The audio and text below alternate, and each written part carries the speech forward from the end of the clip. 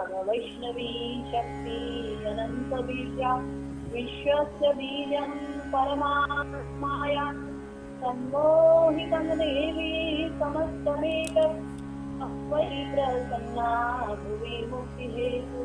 श्री दुर्गायै नमः। चतुर्थ अध्याय। इंद्रादि देवताओं द्वारा देवी की स्तुति। सिद्धि की इच्छा रखने वाले पुरुष जिनकी सेवा करते हैं तथा देवता जिन्हें सब ओर से घेरे रहते हैं, उन जया नाम वाली दुर्गा देवी का ध्यान करें। उनके श्रीअंगों की आभा काले मेघ के समान श्याम है। वे अपने कटाक्षों से शत्रु समूह को भय प्रदान करती हैं। उनके मस्तक पर आबद्ध चंद्रमा की रेखा शोभा पाती है। वे अपने हाथों में शंख, चक्र, कृपाण और त्रिशूल धारण करती हैं। उनके 3 नेत्र हैं। वे सिंह के कंधे पर चढ़ी हुई हैं और अपने तेज से तीनों लोकों को परिपूर्ण कर रही हैं। ऋषि कहते हैं, अत्यंत पराक्रमी दुरात्मा महिषासुर तथा उसकी दैत्य सेना के देवी के हाथों से मारे जाने पर इंद्र आदि देवता प्रणाम के लिए गर्दन तथा कंधे झुकाकर उन भगवती दुर्गा का उत्तम वचनों द्वारा स्तवन करने लगे।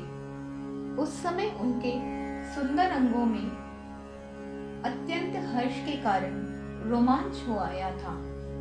देवता बोले, संपूर्ण देवताओं की शक्ति का समुदाय ही जिनका स्वरूप है तथा जिन देवी ने अपनी शक्ति से संपूर्ण जगत को व्याप्त कर रखा है, समस्त देवताओं और महर्षियों की पूजनी उन जगदम्बा को हम भक्ति पूर्वक नमस्कार करते हैं।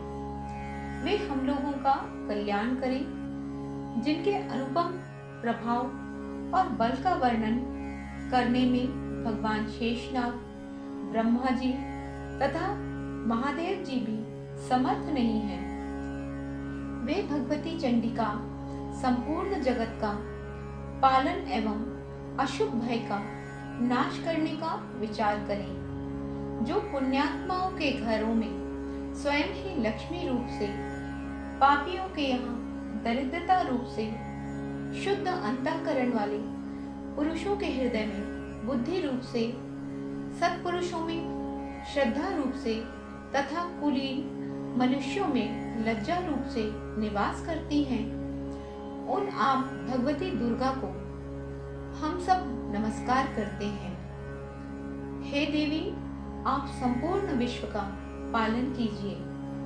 देवी, आपके इस अचिंत्य रूप का असुरों का नाश करने वाले भारी पराक्रम का तथा समस्त देवताओं और दैत्यों के समक्ष युद्ध में प्रकट किए हुए आपके अद्भुत चरित्रों का हम किस प्रकार वर्णन करें। आप संपूर्ण जगत की उत्पत्ति के कारण हैं।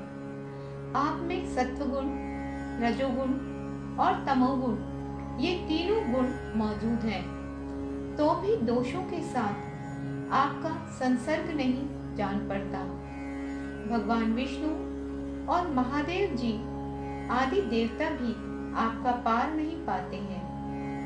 आप ही सबका आश्रय हैं। यह समस्त जगत आपका अंशभूत है, क्योंकि आप सबकी आदिभूत अव्यक्तकृता परा प्रकृति है।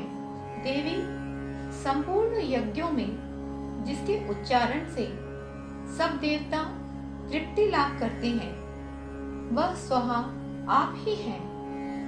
इसके अतिरिक्त आप ही पितरों की भी तृप्ति का कारण है। अतएव सब लोग आपको स्वधा भी कहते हैं। देवी, जो मोक्ष की प्राप्ति का साधन है, अचिंत्य महाव्रत स्वरूपा है, समस्त दोषों से रहित जितेंद्रिय तत्व को ही सार वस्तु मानने वाले हैं तथा मोक्ष की अभिलाषा रखने वाले मुनिजन जिनका अभ्यास करते हैं वह भगवती पराविद्या आप ही हैं। आप शब्द स्वरूपा हैं। अत्यंत निर्मल ऋग्वेद, यजुर्वेद तथा उद्गीत के मनोहर पदों के पाठ से युक्त सामवेद का भी आधार आप ही हैं। आप देवी, त्रयी और भगवती हैं। इस विश्व की उत्पत्ति एवं पालन के लिए आप ही वार्ता, खेती एवं आजीविका के रूप में प्रकट हुई हैं। आप संपूर्ण जगत की घोर पीड़ा का नाश करने वाली हैं। देवी, जिससे समस्त शास्त्रों के सार का ज्ञान होता है, वह मेघा शक्ति आप ही हैं। दुर्गम भवसागर से पार उतारने वाली नौका रूपी दुर्गा देवी आप ही हैं। आपकी कहीं भी आसक्ति नहीं है। कैटक के शत्रु भगवान विष्णु के वक्षस्थल में एकमात्र निवास करने वाली भगवती लक्ष्मी तथा भगवान चंद्रशेखर द्वारा सम्मानित गौरी देवी भी आप ही हैं। आपका मुख मंद मुस्कान से सुशोभित, निर्मल, पूर्ण चंद्रमा के बिंब का अनुकरण करने वाला और उत्तम सुवर्ण की मनोहर कांति से कमनीय है। तो भी उसे देखकर महिषासुर को क्रोध हुआ और सहसा उसने आप पर प्रहार कर दिया। यह बड़े आश्चर्य की बात है। हे देवी, वही मुख जब क्रोध से युक्त होने पर उदय काल के चंद्रमा की भांति लाल और तनी हुई भौहों के कारण विकराल हो उठा, तब उसे देखकर जो महिषासुर के प्राण तुरंत निकल नहीं गए, यह उससे भी बढ़कर आश्चर्य की बात है। क्योंकि क्रोध में भरे हुए यमराज को देखकर भला कौन जीवित रह सकता है। हे देवी, आप प्रसन्न हो। परमात्मा स्वरूप आपके प्रसन्न होने पर जगत का अभ्युदय होता है और क्रोध में भर जाने पर आप तत्काल ही कितने कुलों का सर्वनाश कर डालती हैं। यह बात अभी अनुभव में आई है, क्योंकि महिषासुर के यह विशाल सेना क्षण भर में आपके कोप से नष्ट हो गई है। सदा अभ्युदय प्रदान करने वाली आप जिन पर प्रसन्न रहती हैं, वे ही देश में सम्मानित हैं। उन्हीं को धन और यश की प्राप्ति होती है। उन्हीं का धर्म कभी शिथिल नहीं होता तथा वे ही अपने हृष्ट पुष्ट स्त्री पुत्र और भृत्यों के साथ धन्य माने जाते हैं। हे देवी, आपकी ही कृपा से पुण्यात्मा पुरुष प्रतिदिन अत्यंत श्रद्धा पूर्वक सदा सब प्रकार के धर्मानुकूल कर्म करता है और उसके प्रभाव से स्वर्गलोक में जाता है। इसलिए आप तीनों लोकों में निश्चय ही मनोवांछित फल देने वाली हैं। माँ दुर्गे, आप स्मरण करने पर सब प्राणियों का भय हर लेती हैं और स्वस्थ पुरुषों द्वारा चिंतन करने पर उन्हें परम कल्याण में बुद्धि प्रदान करती हैं। दुख, दरिद्रता और भय हरने वाली देवी, आपके सिवा दूसरा कौन है जिसका चित्त सबका उपकार करने के लिए सदा ही दयाद्र रहता हो।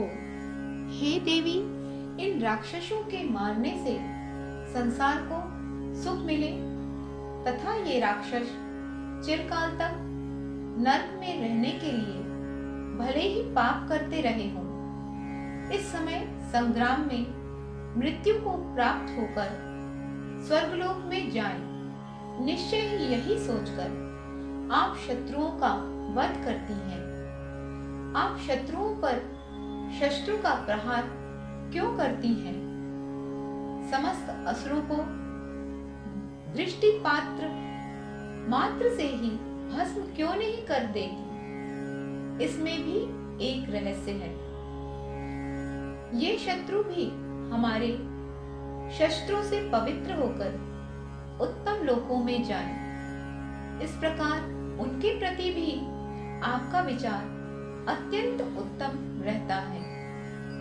खड्ग के तेजपुंज की भयंकर दीप्ति से तथा आपके त्रिशूल के अग्रभाग की घनीभूत प्रभा से चौंधियाकर जो असुरों की आंखें फूट नहीं गई, उसमें कारण यही था कि वे मनोहर रश्मियों से युक्त चंद्रमा के समान आनंद प्रदान करने वाले आपके इस सुंदर मुख का दर्शन करते थे।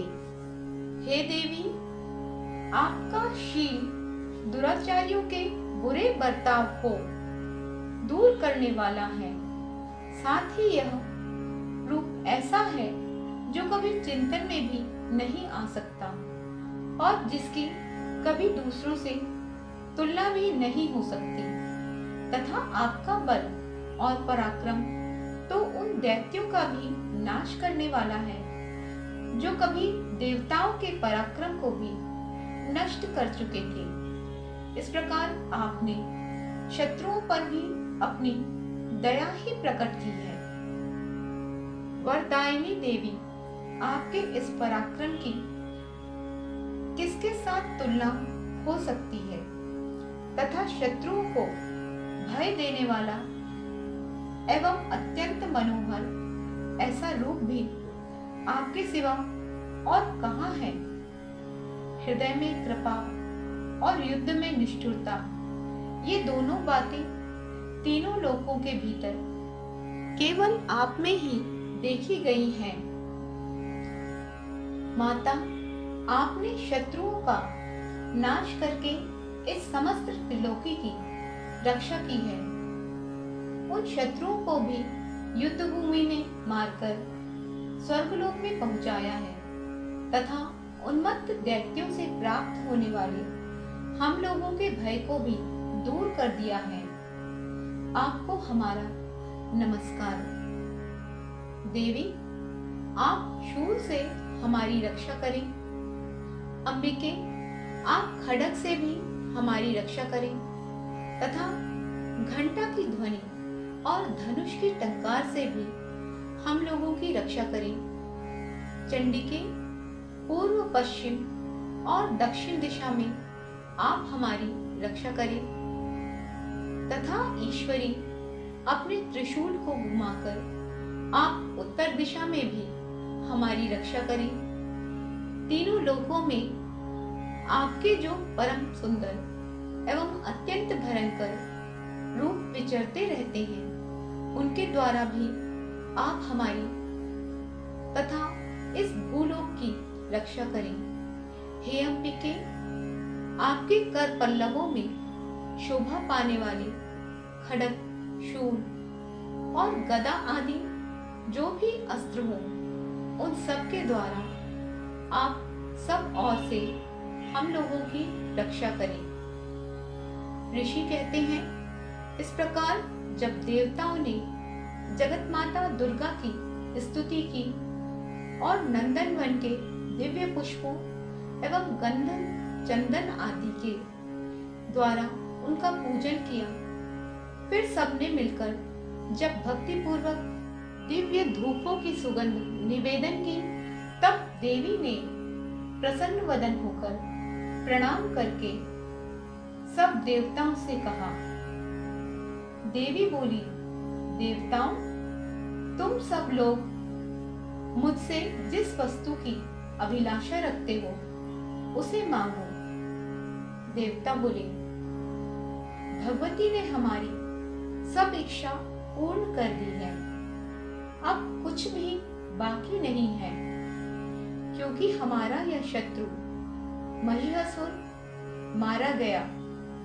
महेश्वरी, इतने पर भी यदि आप हमें और वर देना चाहती हैं, तो हम जब जब आपका स्मरण करें, तब तब आप दर्शन देकर हम लोगों के महान संकट दूर कर दिया करें तथा प्रसन्नमुखी अंबिके, जो मनुष्य इन स्रोतों द्वारा आपकी स्तुति करे, उसे वित्त, समृद्धि और वैभव देने के साथ ही उसकी धन और स्त्री आदि संपत्ति को भी बढ़ाने के लिए आप सदा हम पर प्रसन्न रहें।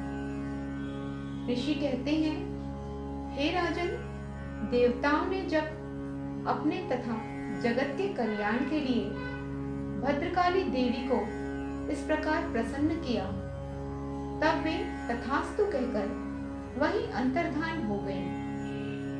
भूपाल, इस प्रकार पूर्वकाल में तीनों लोकों का हित चाहने वाली देवी जिस प्रकार देवताओं के शरीर से प्रकट हुई थी, वह सब कथा मैंने कह सुनाई। अब पुनः देवताओं का उपकार करने वाली वे देवी दुष्ट दैत्यों तथा शुंभ निशुंभ का वध करने एवं सब लोगों की रक्षा करने के लिए गौरी देवी के शरीर से जिस प्रकार प्रकट हुई थी, वह सब प्रसंग मेरे मुंह से सुनो। मैं उसका तुमसे यथावत वर्णन करता हूँ। इस प्रकार श्री मार्कंडेय पुराण में सर्वाणिक मतवंतर कथा के अंतर्गत देवी महात्म्य में शक्रादि स्तुति नामक 4वां अध्याय